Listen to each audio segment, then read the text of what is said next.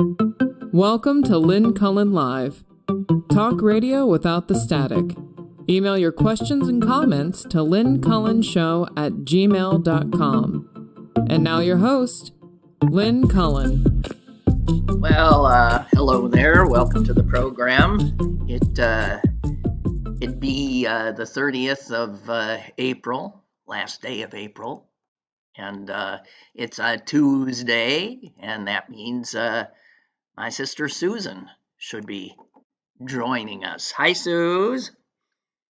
Hi. Good Hi. morning. Good morning. I don't know where to. You're lucky that I really vented a lot yesterday about the Supreme Court. Kristi Noem. And Kristi Noem. Court. Yeah, and the Supreme Court, and I can't even begin to remember all of it.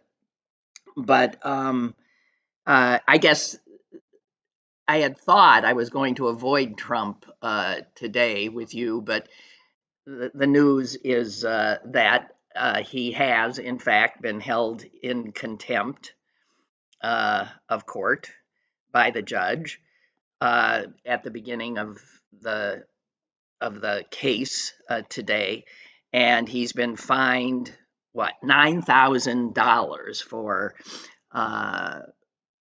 for not adhering to the $1,000 for each of the violations. Yeah, so he gave him $1,000 for each, and then the prosecution said that he violated the gag order 4 more times over the weekend, and the judge has scheduled a hearing about that for Thursday. So, I mean, $1,000 is nothing, obviously, to him, and it is no deterrent. But and my guess is he'd really like the judge to throw him in prison. Yeah, sure. Yeah. Well, he thinks he'd like it. He thinks he'd like it. Well, he thinks there's benefit to him. He thinks there's a benefit to him in terms of, playing the victim. So we'll see. And the downside to that is he'd actually have to go to jail. And which I don't know about you, but I sure wouldn't want to do in New York.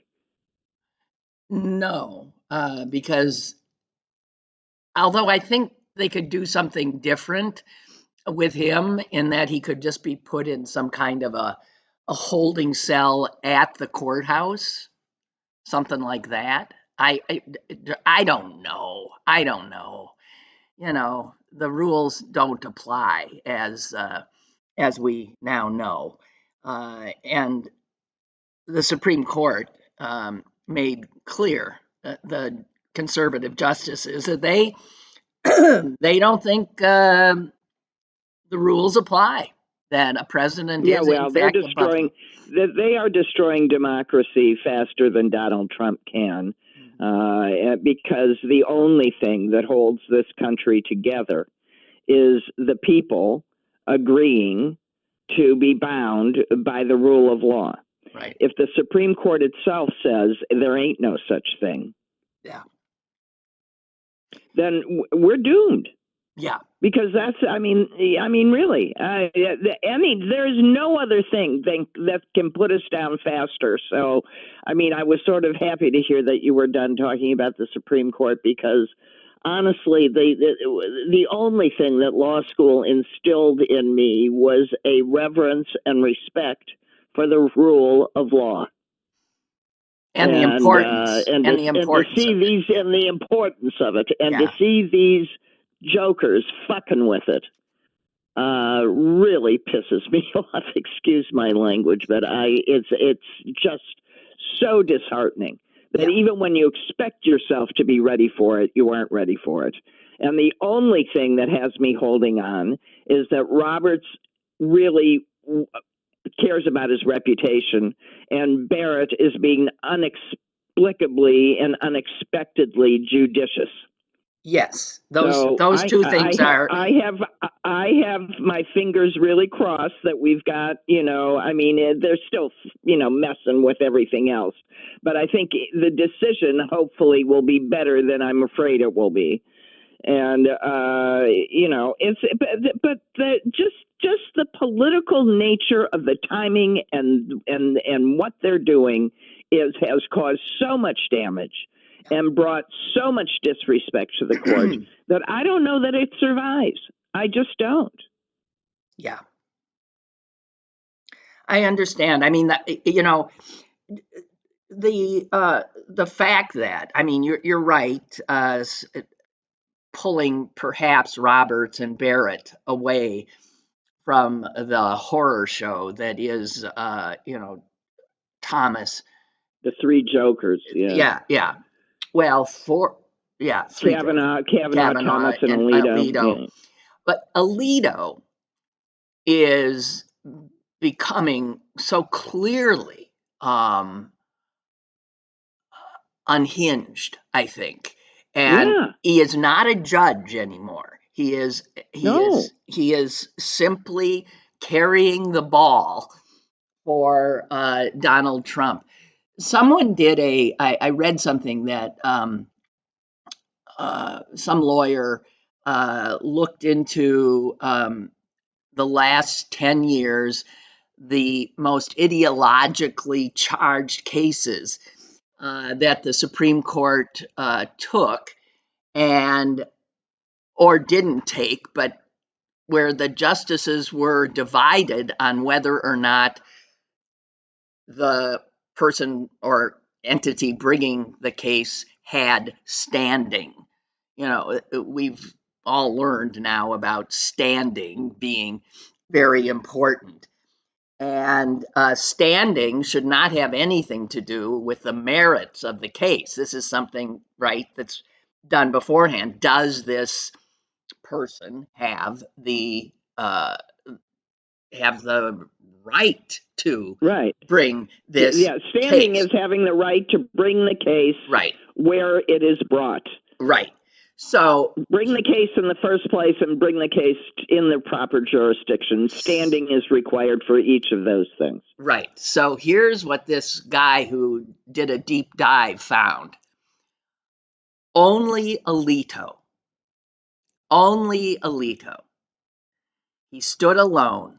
He was the only justice who had voted on more than one case and whose record aligned perfectly with his politics, his predispositions. There were 0 cases in which he found that a conservative litigant did not have standing. And there were 0 cases in which Alito found that a liberal plaintiff had standing. Yeah, he's a political hack, and he makes no apology for it. And the other thing that I find vaguely optimistic, I am reading tea leaves and trying as hard as I can to keep my sunny nature that way, is that there hasn't been a leak from Alito. When he's got good news for the congregation, he leaks it. Well, so there's been no news from him, so I'm hopeful. Well, I do agree that what they have done, though, by virtue of what they have done, is they've messed with the timing. Yeah, totally. It's not going to happen before But in that regard, I have said this from the beginning. You cannot rely on these cases to do the job of the voter. No. You just can't. No. It ultimately will have to be decided by the people. By the people, and in which case the timing really doesn't matter. He can be tried after the election as long as we vote and vote correctly. Jesus. It's really something. And the college kids don't turn everybody, into Trumpers somehow. Well, yeah, it's not that they'll turn them into Trumpers. It's that they'll peel enough votes away from the Democrats, and what they're doing is dividing the Democratic Party. and they're doing it in such a ludicrously unthinking manner. They're just so drunk on their own righteousness. On their own righteousness and power. It's just, I mean, it brings back really everything that I found distasteful about the '60s movement. That it was divorced from its righteous cause in its drunkenness of power. And lack of concern for the damage that they might be doing to fellow students, which was present, as I said before, too. But this one, I have a problem with. Well, I have a big problem with, and I also want to say that a bigger problem I have is with the, I mean, unbelievably, ridiculously weak school administrations who seem to, I mean, what they are, it's like bad parenting. They say, and you better be out of here by so and so or else. And then nothing happens, right? So they're full of empty threats. They clearly don't have a clue what to do. And in fact, the kids just then start acting up even more. They're having I mean, I don't understand why they aren't arresting these people that broke into that building, that smashed university property, well, they will broke into a locked They'll building. be arrested. They'll have to be arrested. Those are all crimes. Right. Those are crimes. Yeah, they are. So here's the thing. I think the best thing I read about all this was written by a guy who was at Columbia in the '60s and very much a part of the student protests then. And he ended up in jail. And he has a complete understanding of where their heads are. And it's fascinating what he says about the whole thing. First of all, he talks about the fact that when he gets out of jail and back onto the campus, he bumps into some of his professors, two in particular that he names, and they're just screaming at him. They're telling him that exactly what we would try to say to these kids. Do you not have the ability to understand that you're who you're helping here and what you're doing? The professors he talked to were, as he said, I'll just read what he said. The professors were haunted by Germany and its history,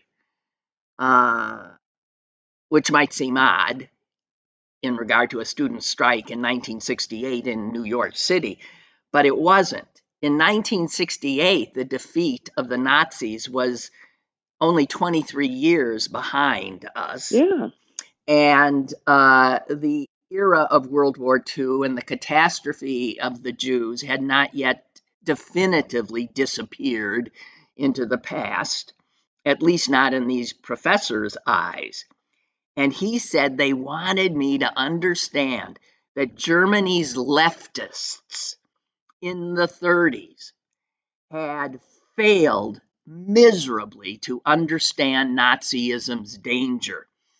And they engaged in foolish left-wing radicalism, undermined the German universities, which ought to have been a place of anti-Nazi resistance, and they were not. And he says they wanted me to understand that what people think they are doing might not be what they are actually doing.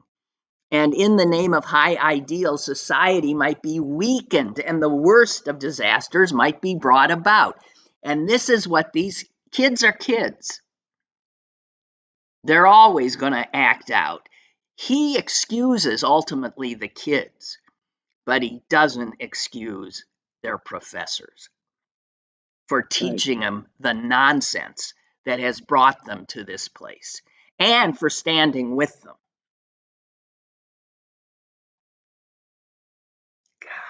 Well, yeah, I was listening to someone this morning that said quite clearly, and I think appropriately, and I think it was probably this guy that wrote the article, come to think about it. He was being interviewed, and what he said is that the university needs to, it should be a place of free speech, should be a place where Exactly. these things are talked about, but the university must remain neutral. Exactly.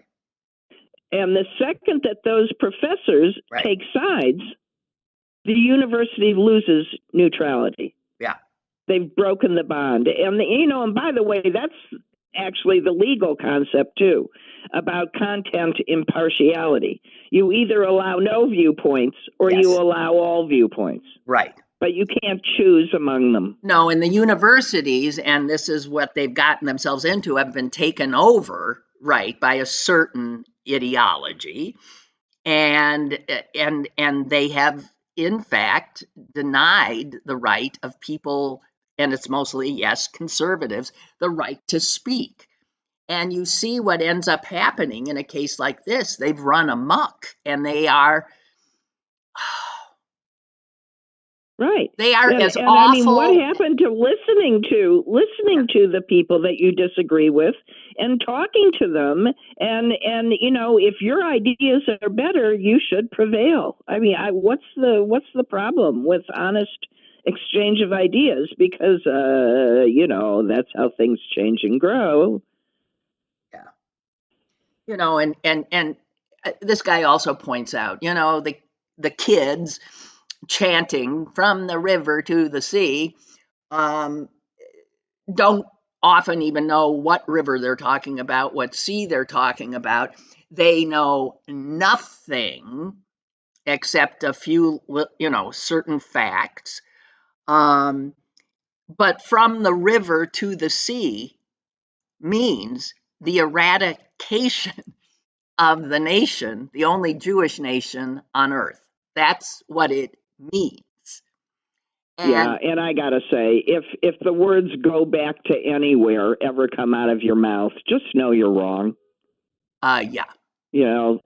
I mean, you can tell me to go back to Poland, and you might be right. It might be Lithuania. To quote my grandmother, it depended on which flag was flying when you woke up in the morning, or that's what her mother used to say.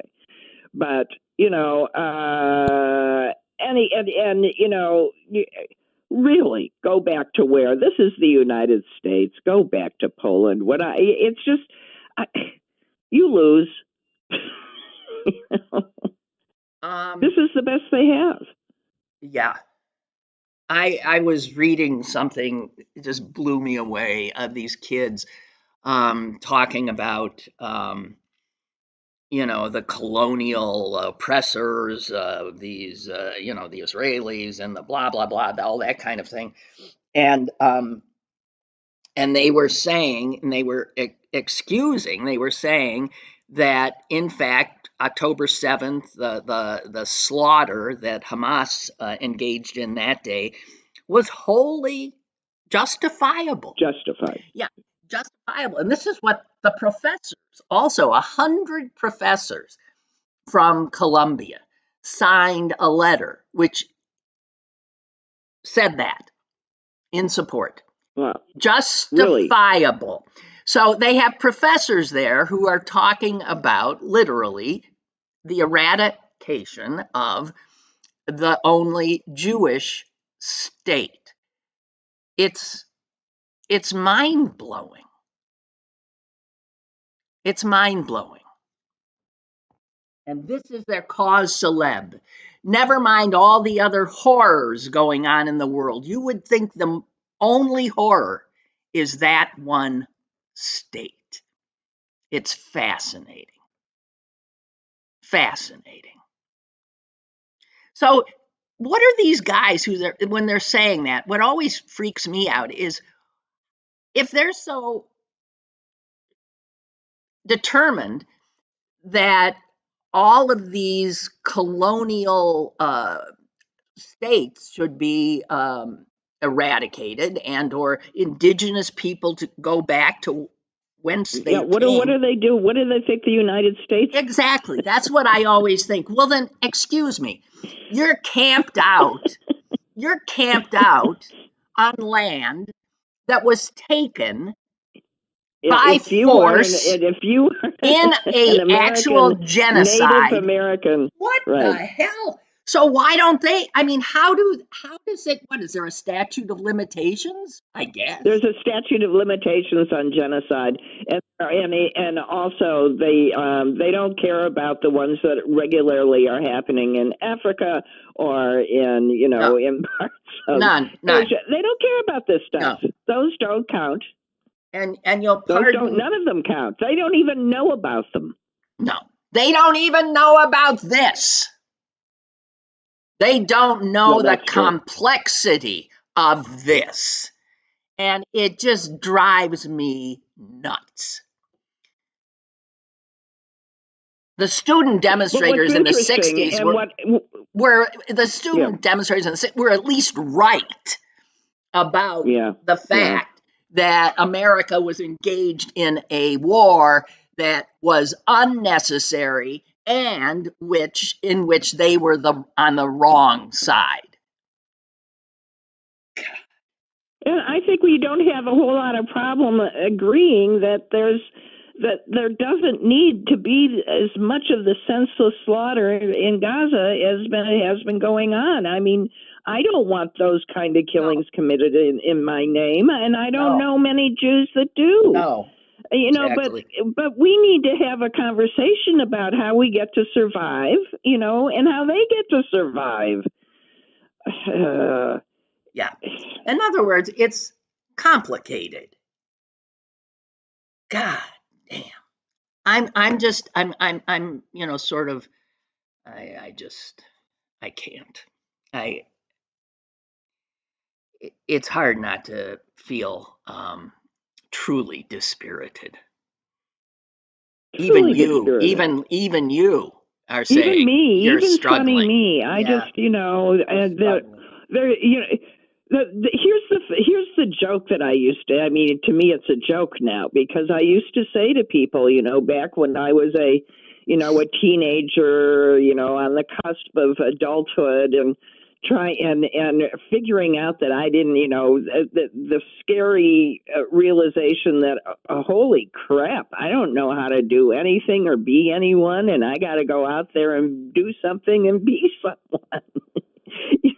What do I do now? And all I knew about myself, I said, start with what you know, Sue, start with what you know. And so the two things that I knew about myself for sure was that I was a Jew and that I was an American, and I was proud of both of them. Mm-hmm. Well, I read, and now they're both, I got people kicking at two legs of my stool. Yeah, I understand. Totally. It's yeah.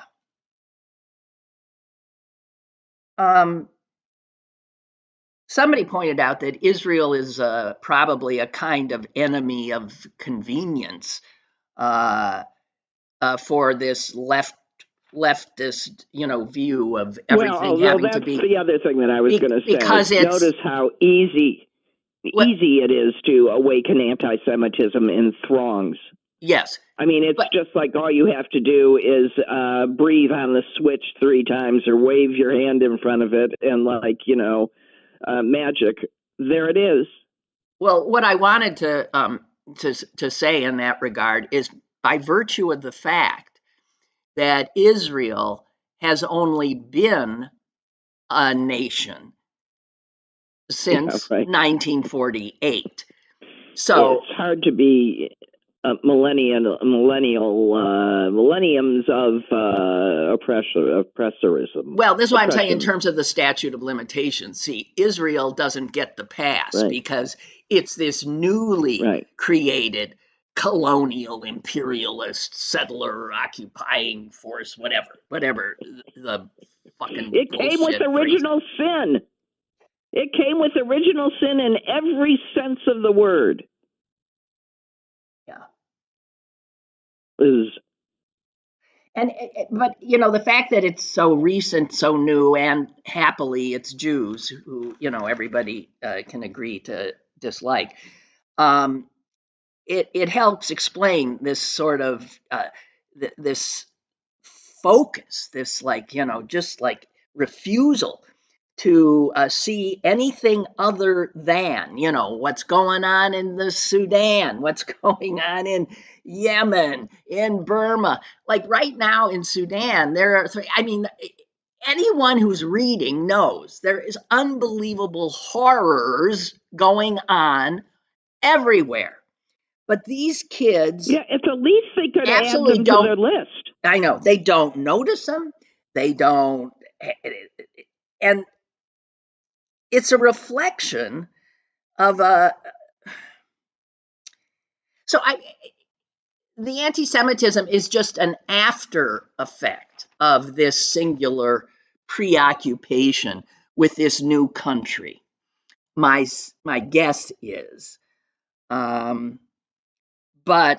the worldview they've been taught of of oppressors and oppressed, privileged and not, and only, I mean, if you're white, you're an oppressor. Doesn't even matter. I mean, the lowliest white person is an oppressor. The richest, wealthiest black person is oppressed in their worldview, right? I mean, it is so nuts. But they have set off a conflagration of anti Semitism, these young lefties. And for years, I've been saying about the left, there's a lot of anti Semitism there. And oh my God, the pushback I got. Well, I wish I didn't have to say, I told you so.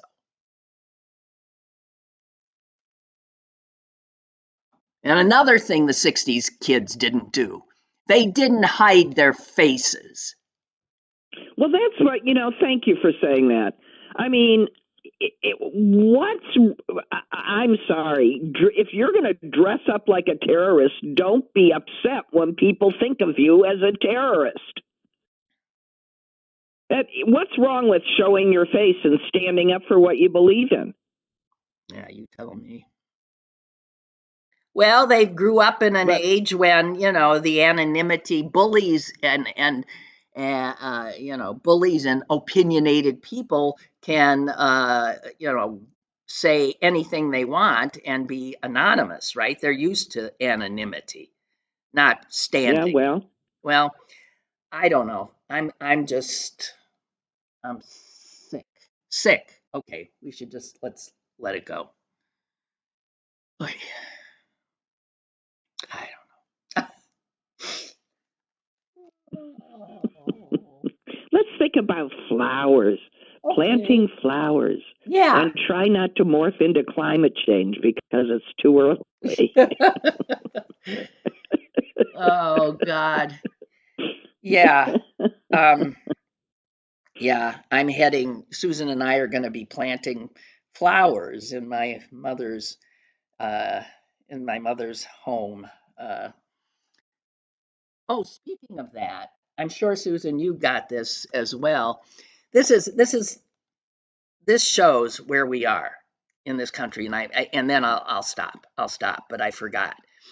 I got an email today, and I'm sure you did as well, from a wonderful man we happen to know who has spent his whole life working for peace.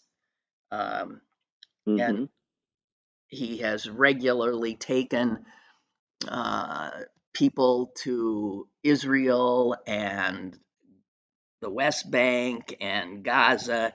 He is very, very much pro-Palestinian, but he is not pro-Hamas because he knows what's going on there. anyway, he sent an He's a invitation. peacemaker. This man is a man that is actively engaged in That's all he creating does. peace. Right. And creating people who can help him create peace. Right. So we got, Yeah. I'm sure you got this too. And he is in Green Bay. He said, I wrote to many of you weeks ago about this, but it is coming up soon, Monday. We will host a lecture and service in recognition of Yom HaShoah, that is Holocaust Remembrance Day. Now, understand that this guy is not a Jew. He's not a Jew. So he says who's going to be there, what will be discussed. And then he says, and this chilled me because I have never gotten an invitation like this. I really hope you will be able to join us, and please bring friends. Feel free to share this email with trusted friends, but please do not, capital letters, not, share this information on social media. After recent anti-Semitic acts in our community, we are being selective in our communications. Honestly, such concerns demonstrate the importance of this event, the remembrance of the Holocaust. Here is an event that he warns those of us invited to not let the greater community know because we could be a target. That is mind-blowing. Yeah. Well, it is mind-blowing. And I can't imagine how he must have felt even writing that. That's just extraordinary. No, it's terrible. But there have been an uptick on violence against no, in Green Bay, Jewish you told me that they shot at the and synagogue. They have not been reported on, out of concern that they will simply spur more people to do it. Wow. Okay, that's where we're living now. And we want to thank all those wonderful students, our future, only the best schools. Okay, so. Did you? There is something is actually happening in that parents are like not wanting their kids to go to the Ivies anymore. Well, that's good. And the whole second tier of really fine private, sub Ivies and publics are reaping the benefit. Those schools have been, if you must go for graduate school, but go to your local. You don't have to go to any of those friggin' places. They're overrated. No, but you should go to your state schools where you get value for your dollar. Well, not in Pennsylvania, though. We got the highest, you should demand that highest your legislatures continue to beyond. subsidize them. Yeah. Joshua writes, the worst is seeing friends either defending vandalism or saying that the calls for violence or being told to go back where you came from are just misunderstood. Just total gaslighting. Yeah. Jeez. Yeah. Well, there's that. Susan. Yes. She said, ruefully laughing.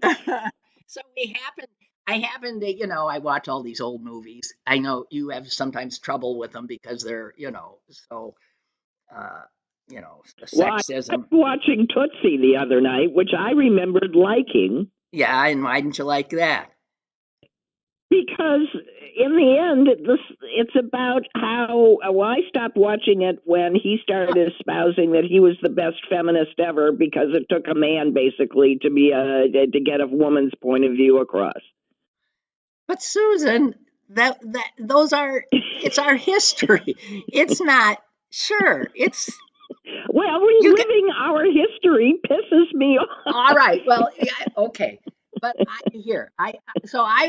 I'm always watching these movies, and I watched one the other night in which Elizabeth Taylor was, yeah, and she was playing a young woman who gets married and she gets pregnant, and it reminded me of how all of these movies from the 40s and 30s, 40s, 50s that in which a woman gets pregnant, they don't look pregnant. She is supposedly pregnant, and I'm telling you, is, her waist is 18 inches. And then, and she wakes up in violet eyeshadow and eyeliner. That's right. And the other thing is that in these movies, when, God forbid, it's time for the baby to come, you could hear a pin. The next day they're back in a size 2. No, right, I know. And you could hear a pin drop. So pregnancy was considered, I guess, something one didn't discuss. I mean, how one doesn't discuss. You cannot. Mother wasn't allowed to be present at the births of her own children. They knocked her out. No, Why you just knock them out. That? That's right. You knock them out, shut them up. She was instructed not to breastfeed. She was as if it were a low-class thing to do. That's do right. Not breastfeed, says nobody her did. Male obstetrician. We were modern. Husband. We were modern. Idiots. Just friggin' idiots. But I just, it's mind-blowing. Mind-blowing. So I guess pregnancy, you couldn't show a pregnant woman because that would suggest she had sex. I mean, it's like why they had twin beds in all the married people's houses, right? You couldn't even have. Yeah. It's funny. So. Well, enjoy it because they're intent on putting us back there.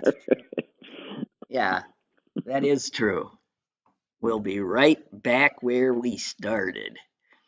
Okay.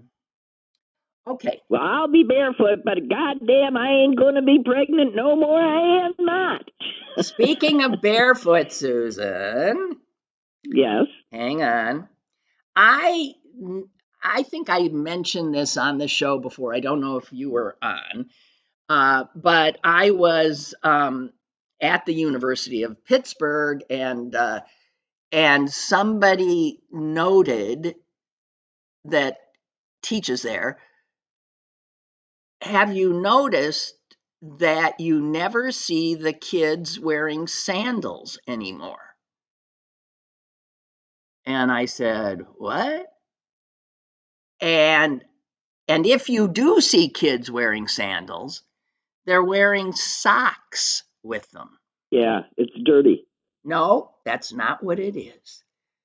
It's something else. It is so mind-blowing. Embarrassed by their feet? Nope. It is because of social media. The phrase dogs out. I mean, a kid knows what this is. Dogs out. That is a Gen Z. Yeah, they're humiliated by their feet. No, that's not what it is. And when I was told what it was, I couldn't believe it, but it's true. Okay, tell me. They're worried because someone could take a picture of their... Oh, for sex foot fetishes. That is correct. And sell their feet and make money off their feet.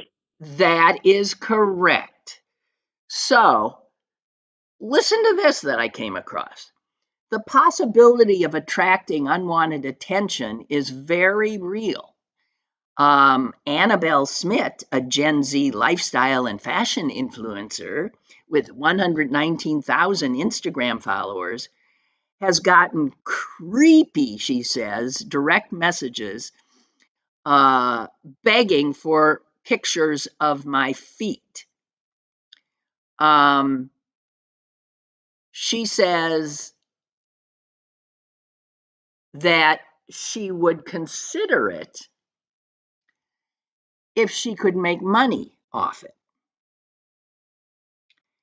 And so a lot of these kids will say the phrase, no free feet.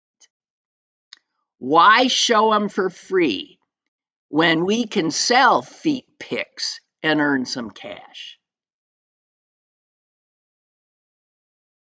So this younger, this is the same people that are doing the. So are you just trying to make me kill myself or what?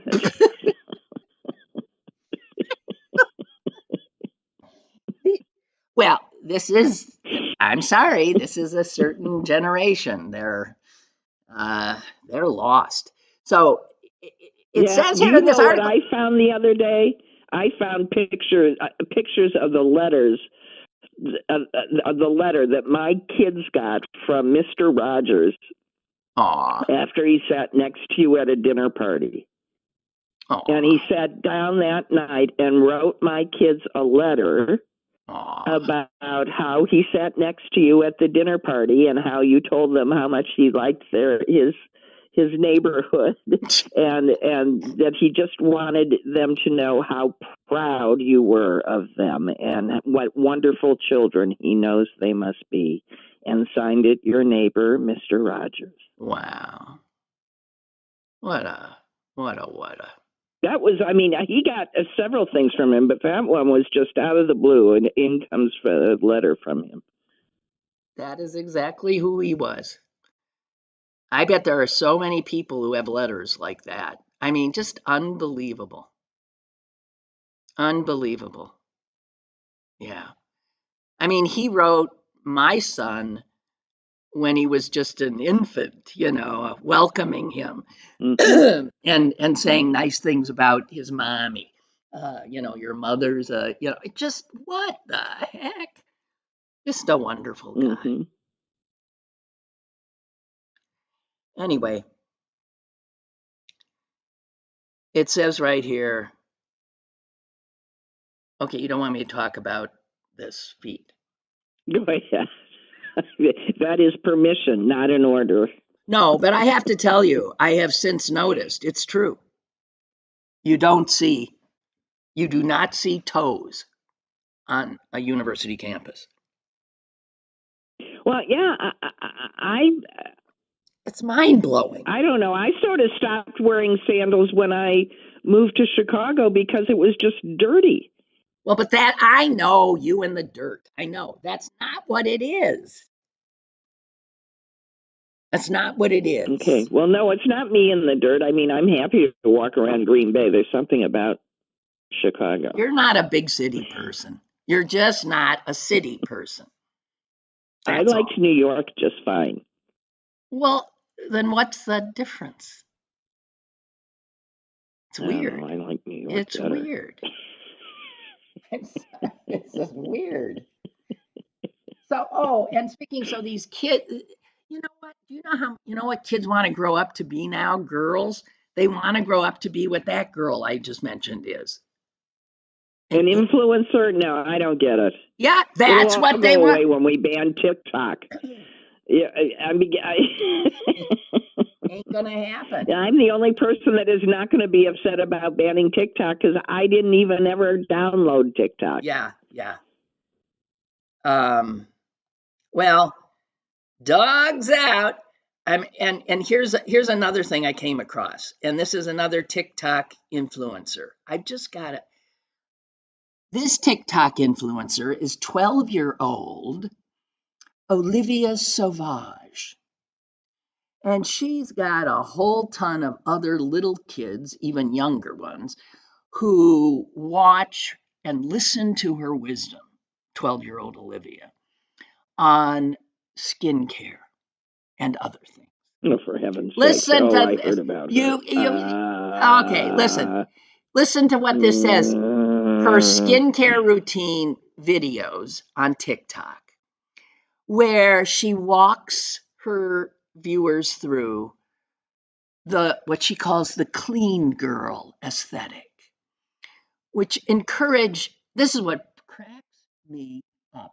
Listen to this. Encourages a minimalist approach to beauty and fashion.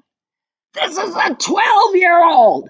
A minimalist approach, which would talking be to younger girls, talking which to would be reinforcing everything that we don't want what? reinforced. What? So here's what it Oh. says here.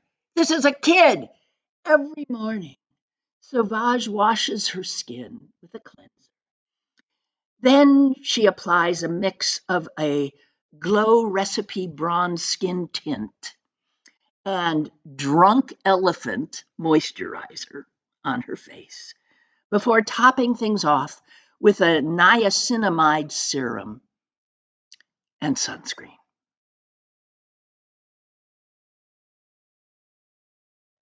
I can't wait for her to get zips.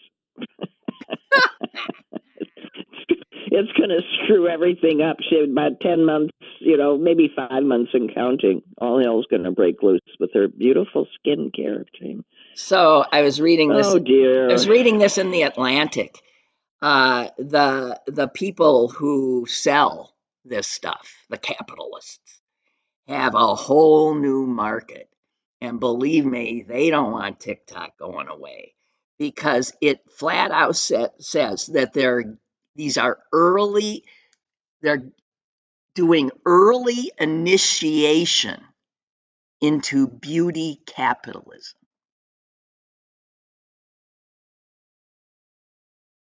Influencers as young as 10 are posting makeup videos, and they have millions of viewers. Good God in heaven.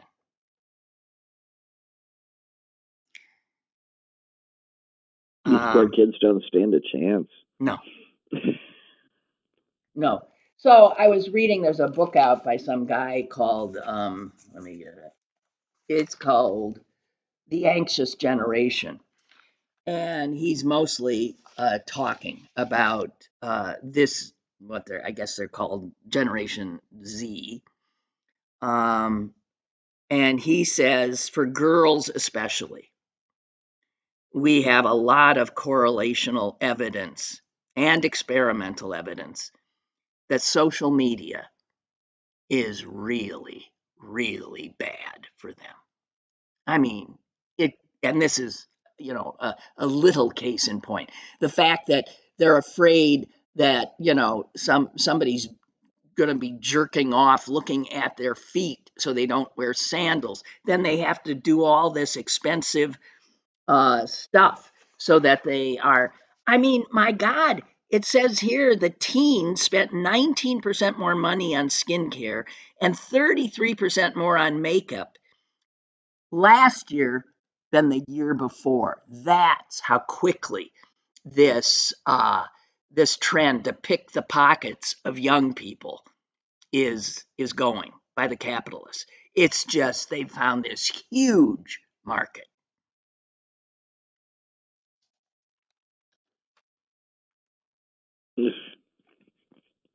So we used to be worried about Mattel on cartoons. I know.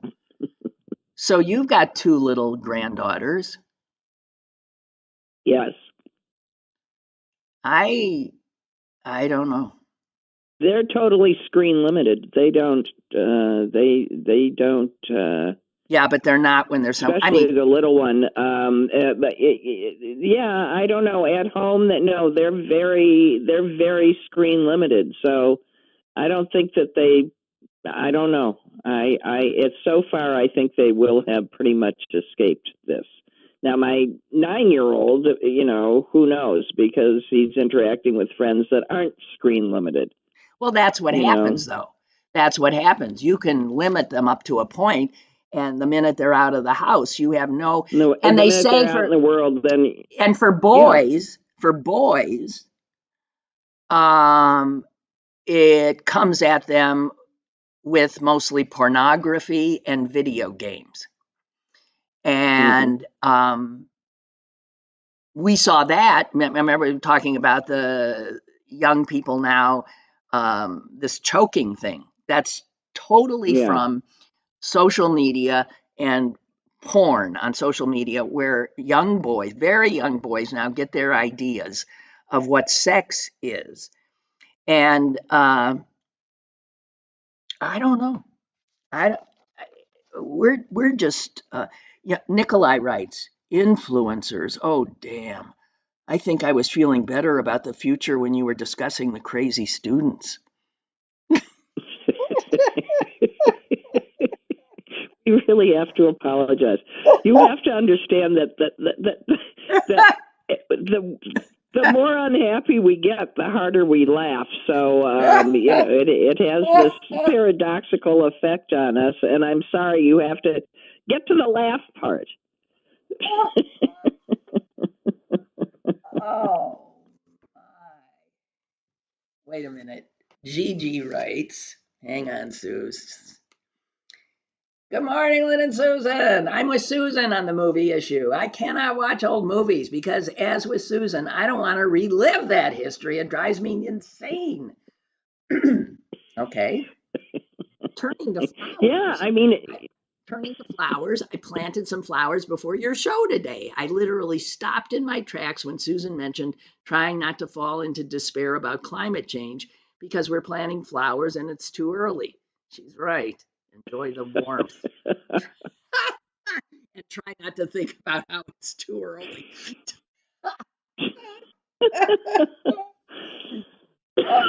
Excuse me, and I'm sorry. Yeah. Oh. So, I mean, this guy in this book says this, and it's true. In 2010, not all that long ago, right? 2010, few teenagers had a smartphone. Few had high-speed internet. Few had unlimited data plans. Nobody had Instagram. And kids still sometimes went over to each other's houses and spent some time with other kids. But by 2015, everything changed. And it changed at a faster pace than ever before in human history. See, I think the speed with which things are changing now because of technology unsettles everything. Humans have never before been asked to adapt so constantly, to never have things sort of stay in a static situation, and it destabilizes people on an individual level. It destabilizes our cultures, everything. No, listen. Why does every terminal that takes your debit or credit card have to have the slot in a different place? Yeah, I was trying to fill my car with gas the other day, and I couldn't. I thought, which, where, you couldn't find what? It, aside from the fact that I can barely see it anyway in certain light.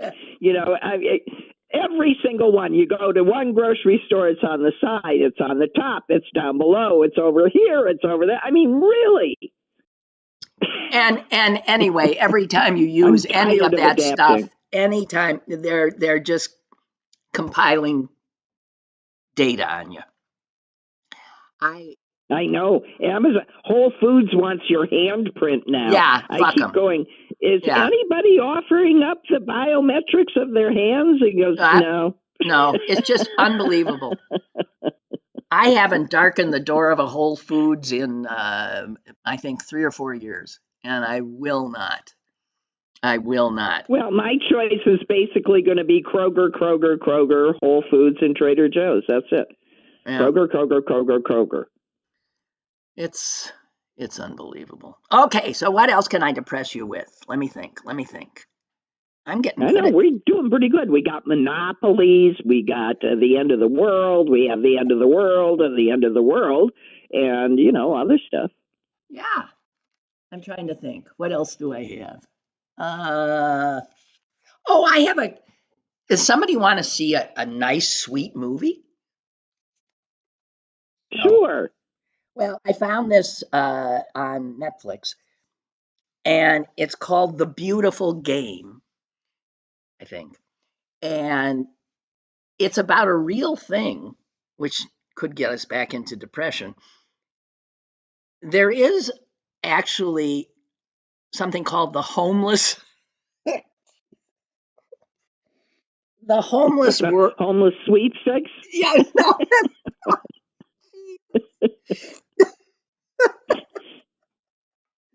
The homeless World Cup. This is so No, cheerful. The homeless what? the homeless World Cup. The It's homeless World Cup. it's a Okay. true thing. Google it. It is. It's not like homeless people vying for who's the greatest homeless person, but it's a soccer teams of homeless It's people. a soccer game. Teams of homeless people from all over the world, and they play each other. And do you think if they could organize such a tournament, they could get a house over their heads? So the movie maybe this is Prince Harry's other charity. Okay, go ahead. Anyway, I'm just saying, it's a sweet movie. And stars that wonderful actor, British actor, Bill Nighy. I don't know how to pronounce Nighy. He's extremely skinny and old, and just a lovely guy. I'm just saying, the homeless World Cup. You know where it's going. It's sort of like a Hallmark movie in that way. But if you want to have a movie where, you aren't tempted to cover your eyes and you cover your ears and put a head over your pillow. This is it. That is it. And where homelessness becomes something. Jesus. Oh my God. That's the best I could do? Yeah. It is. Sweet homeless people winning at soccer.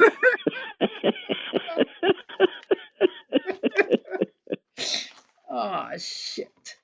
Well,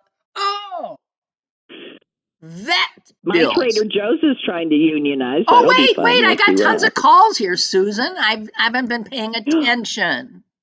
Okay, I'm so sorry. I'm so sorry. Okay, let's get you in here. We got 2 minutes. I got 3 people here on the line. So here we go. Here's number 1. Hello. Hello? Is that me? Yeah. That's you. Hello? Hello. Ray from Lawrenceville. How are you, ladies? Fine. We're good, sort of. Good. Not much time, but I just wonder, are those foot fetish photos, how many actual women are buying those photos? Oh no, women aren't. Oh well, that's like who would you rather be in the woods with, a bear or a man question. Hey, I am so sorry about all this terrible behavior by the so-called students, and the agitators, especially in Pittsburgh. We just tried a man, and it felt like the community was forming a solidarity against exactly this sort of rhetoric that eventually ends up in violence, right? It just doesn't stop. It just keeps on going.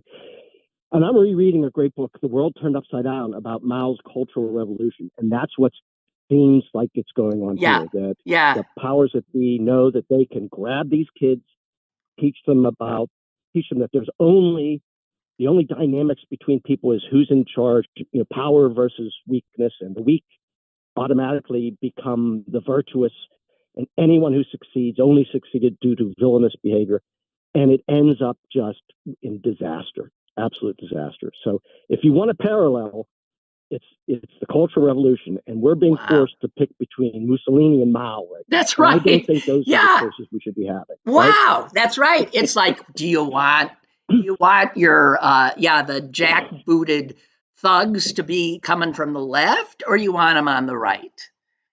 they're either one and the same. Waving banners of hammers or they're waving little red books at us to re-educate us.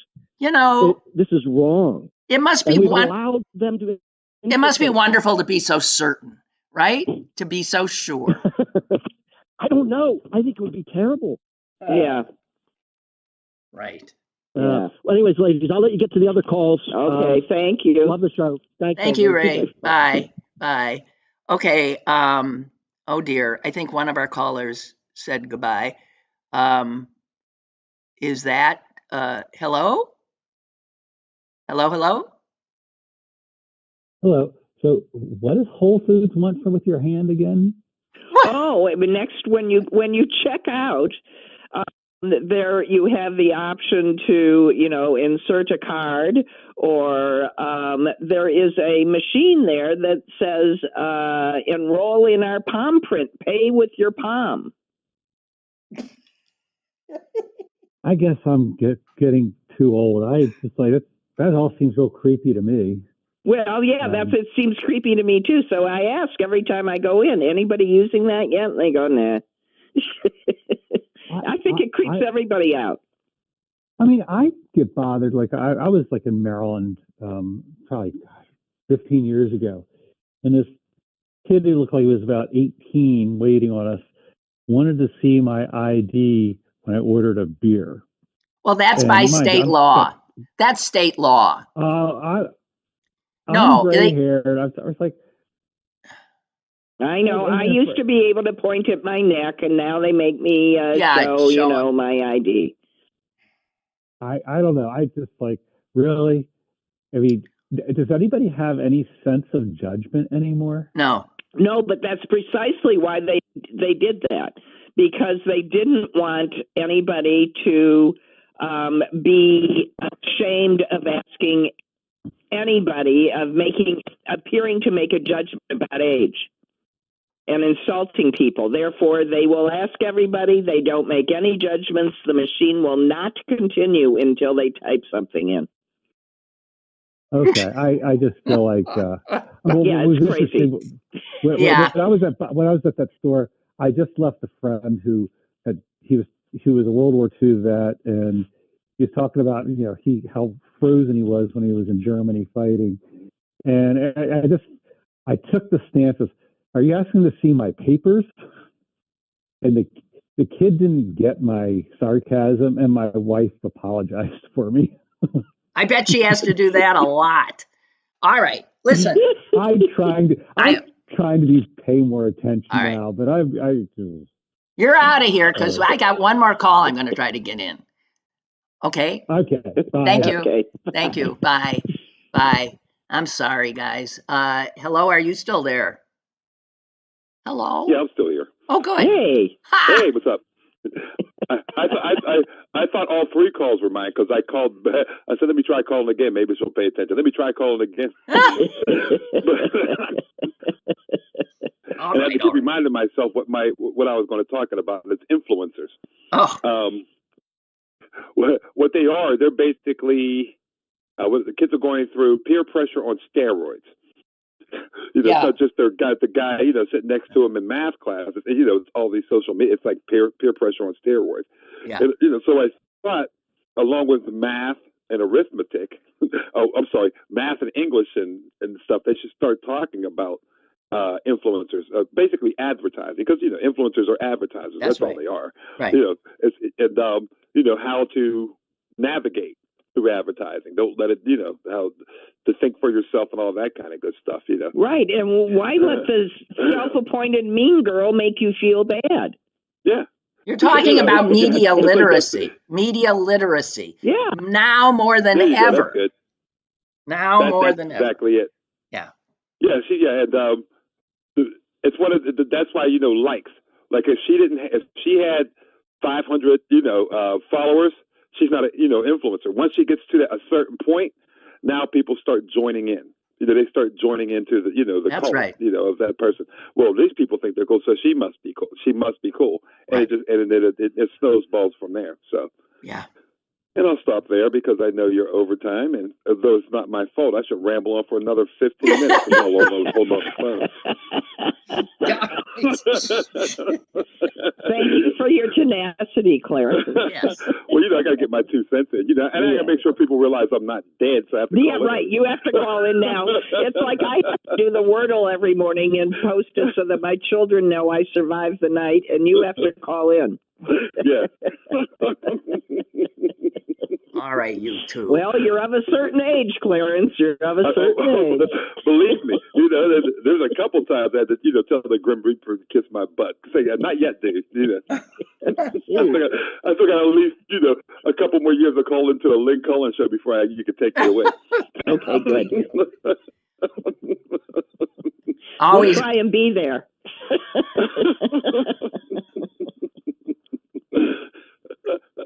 All right, have a nice day. Thank you, Claire. This is a fitting way to end, contemplating our death. Bye. Bye. Bye. Bye. Bye. Okay, Susan.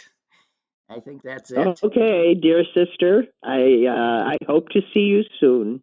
Yes, well, I think you will. Good Lord willing. I think I'll go change your sheets right now, even as we speak. Okay. Right. So thanks, Suze. I'll see you soon. Okay. Okay. Bye. All right. Cheer up. Okay. Yeah. Bye. Bye. Bye. All right, you guys. That's it, I guess. And I'll talk to you tomorrow, and I'll look for something more happy. We did laugh a lot, though, but I think we have to keep laughing. God help us. We got to keep laughing, even if it's dark. Lynn Cullen Live, Monday through Thursday from 10 a.m. to 11 a.m. and archived at pghcitypaper.com. The opinions expressed on Lynn Cullen Live are those of the host and do not necessarily reflect the viewpoints of Pittsburgh City Paper or its advertisers.